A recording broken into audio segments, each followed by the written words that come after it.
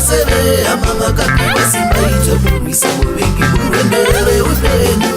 Vakanzire musiki unosvika hapana angazvidzivisa. Tora Jesu vati ufambe naye, uku ndikwa kusunda nambe mudikani ufambe tsoke.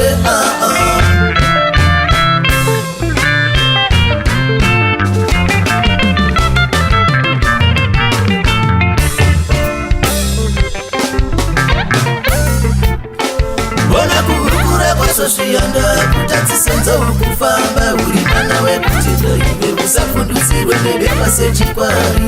Rangarira jaya guru Josefa pakaberera muvengi, uvengi achichitapedza Mwari ndipo paakatangira.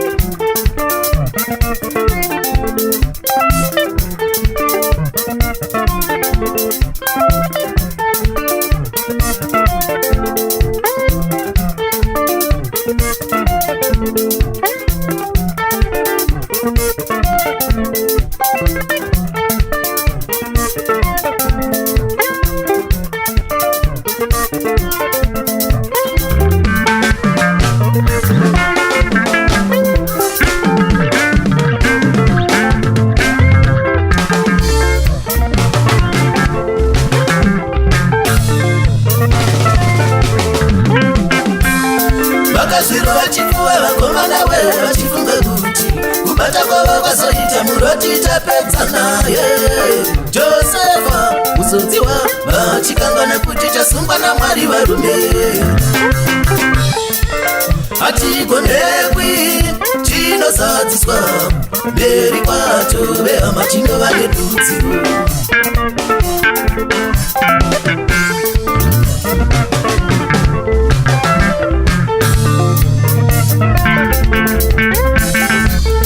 Vakazvirova chifuva vakomana we vachifunga kuti kubata kwavo kwazoita muroti tapedza naye.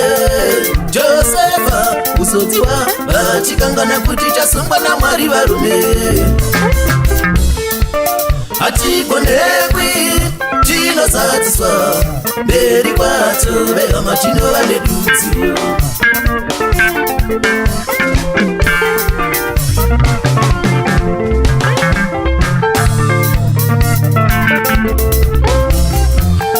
Vaya makagara matare kusunga upenyu hwangu. Kubudirira kwenyuwe ndakanga ndisati ndamuziva Jesu.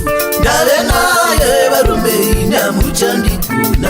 Zvachinja shiri yekutareke ni mukoma.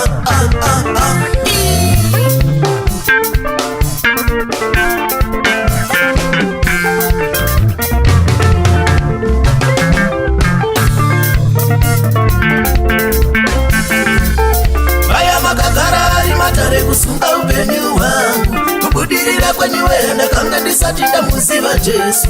Ndave naye varume inamuchandikuna. Zvachinja shiri yekutareke ni mukoma.